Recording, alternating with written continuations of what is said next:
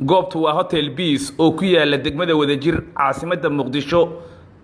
dalka Soomaaliya waa shirkii ugu horeeyay taariikhda oo ururka IGAD madaxweynayaashiisa ay ku yeeshaan dalkan Soomaaliya ilaa hadda waxa goobta soo gaaray madaxweynaha Kenya Uhuru Muigai Kenyatta madaxweynaha Uganda Yoweri Kaguta Museveni iyo waliba ra'iisul wasaaraha dalka Ethiopia Ato Haile Mariam Desalegn madaxweyne Xasan Sheekh Maxamuud ayaa ku qaabilay albaabka hoteelka madaxweynayaasha waxaana hadda si rasmi ah u furmay shirkii 28aad ee urur goboleedka madaxweynayaashooda IGAD. Excellency President Uhuru Kenyatta, Excellency Yoweri Museveni, heads of delegation, Excellencies, ladies and gentlemen, I'm honored and privileged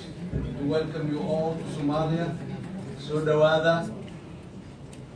Somalia has been waiting for you with open heart, and we are very much appreciated for your effort to come here in Somalia. fadlan boggeygan kala soco wixii macluumaad ah ee shirkaasi la xiriira